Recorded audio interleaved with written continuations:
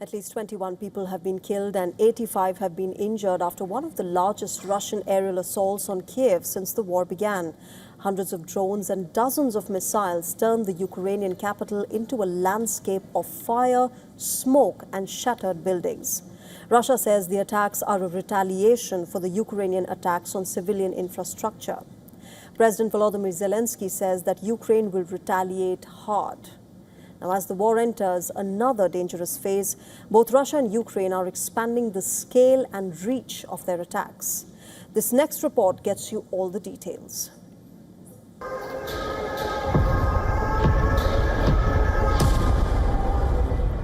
The first explosions shattered the silence before dawn.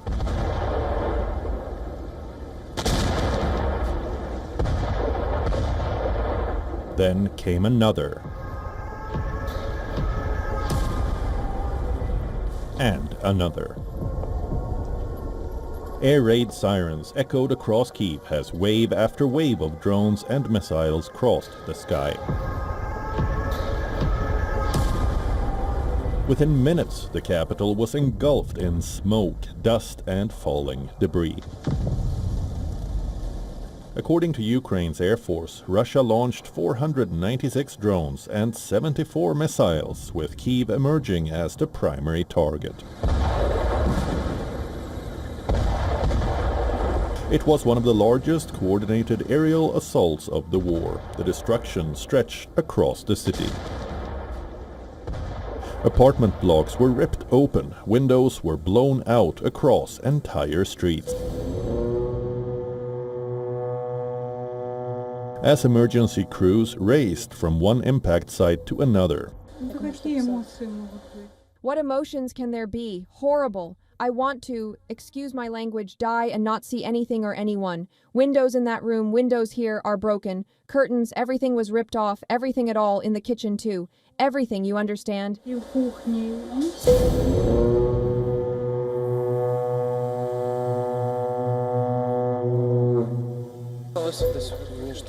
It happened between 3 a.m. to 4 a.m. The building started to shake strongly. Even at the parking lot, the strong vibration was felt, and it followed by the explosion. It was evident right away what happened nearby. Eyewitnesses described terrifying moments as explosions came in rapid succession.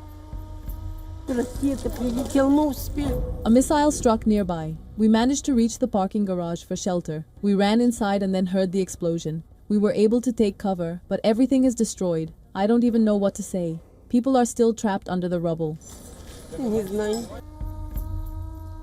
Among the damaged buildings were a five-star hotel, highlighting how the strikes reached some of Kyiv's most prominent locations, showing the carnage caused by Russia's advanced weapons, including hypersonic missiles.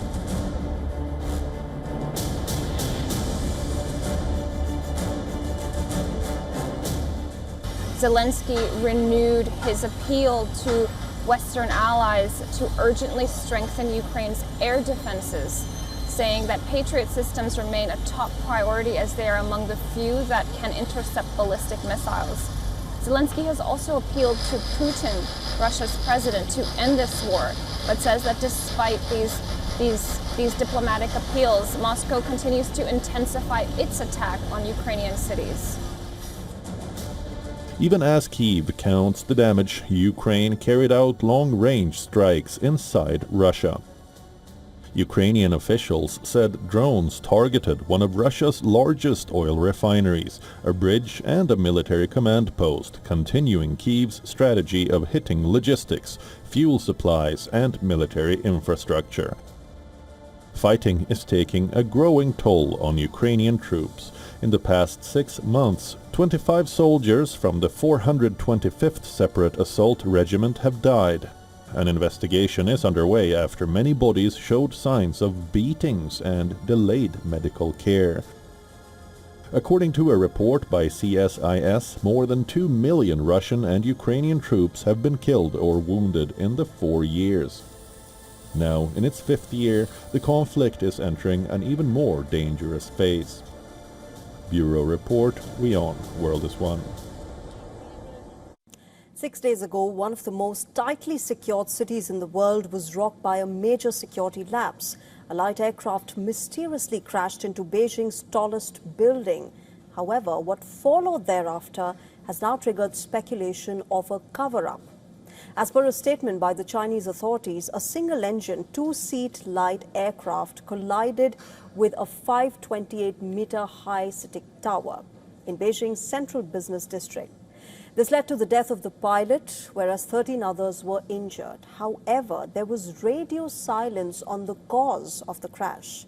While this dramatic incident was captured on video from a nearby building, the discussion around the circumstances of the crash has reportedly been censored.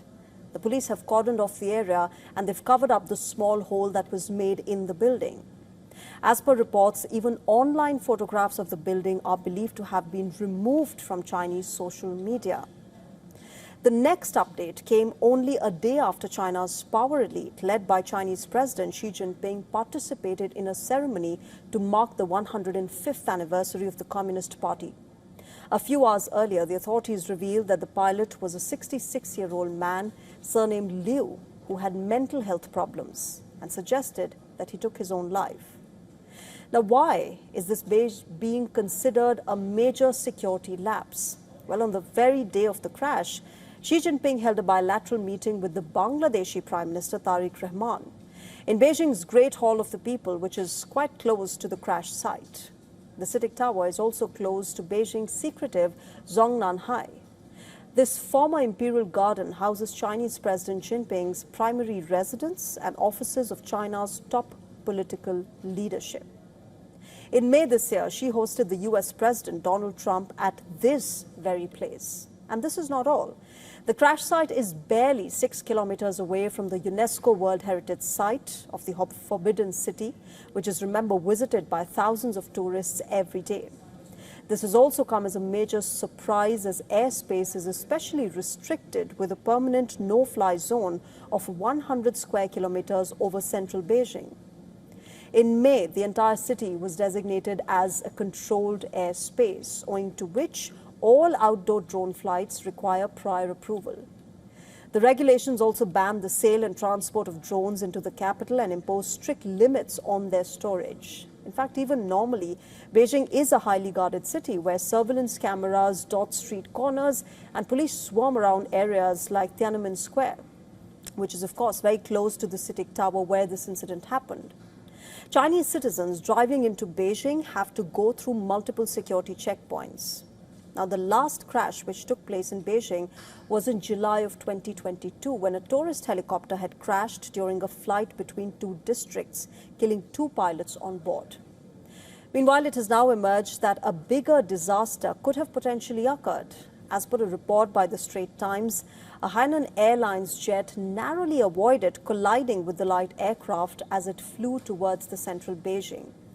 This has raised some uncomfortable questions. Was the crash as innocuous as it sounds, or was a deeper conspiracy afoot to target key leaders? It remains to be seen whether we will ever get to the bottom of this crash. UK's Prime Minister Keir Starmer has said that he's proud that Britain now has the gayest parliament in the world.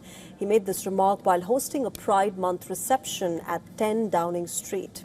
At the Pride Month reception, Starmer hosted LGBTQ+ activists, community leaders and members of the Parliament, praising the record level of LGBTQ+ representation in British politics. The Prime Minister highlighted his administration's legislative efforts. Now, this includes equalising hate crime laws and a planned full trans-inclusive ban on abusive conversion practices. Following the 2024 general election, the UK Parliament has over 70 self-identified LGBTQ+ members. That makes it the world's largest national legislature by openly LGBTQ+ representation. Prominent openly gay politicians in Britain include Wes Streeting, Chris Bryant, Ben Bradshaw and House of Lords member Wahid Ali. They've all played key roles in government and LGBTQ+ advocacy. Openly gay politicians lead governments and they hold major offices worldwide, trailblazing global leaders, including former Prime Minister of Luxembourg, Xavier Bettel, former Prime Minister of Ireland, Leo Varadkar, the Prime Minister of Netherlands, Rob Jetten, and the President of Latvia. They all have helped increase LGBTQ plus visibility in global politics. The rise in the representation reflects a broader shift in many democracies. Political institutions that were once less inclusive are now seeing greater acceptance of diverse identities. While challenges still remain, representation continues to expand worldwide. In other news, for centuries, life has been something humans could only study but never build. Now, scientists have assembled a living-like cell from chemicals, pushing biology into uncharted territory. It can perform vital biological functions, including growing and replicating their own DNA. But is it really artificial life? Well, watch our next story to know more on this absolutely fascinating scientific discovery.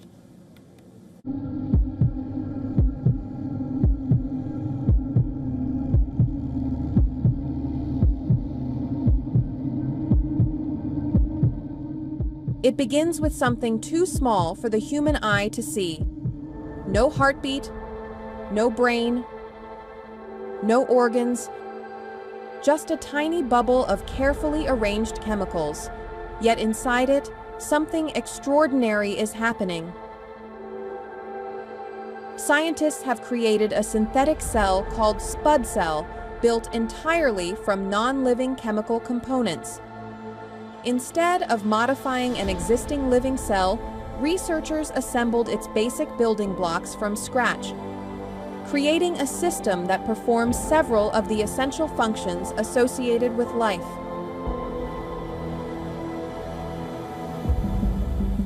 The artificial cell can absorb nutrients from its surroundings. It can grow, it can copy its DNA, and under the right conditions, it can divide into new cells. These are some of the defining processes that allow living organisms to survive and reproduce. But does that mean scientists have created life? Not quite. Researchers are careful to draw a distinction. Spud cell is not a fully living organism. It cannot evolve independently, survive outside carefully controlled laboratory conditions, or carry out all the complex functions of natural cells. Instead, it is a simplified model designed to help scientists understand one of biology's biggest mysteries.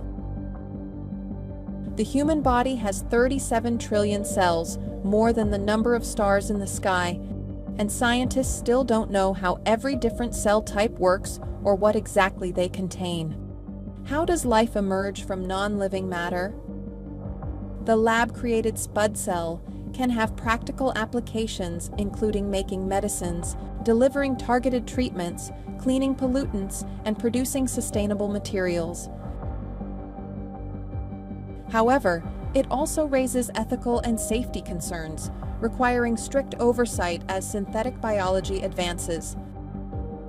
Spud cell is not man-made life, but it marks an important scientific milestone.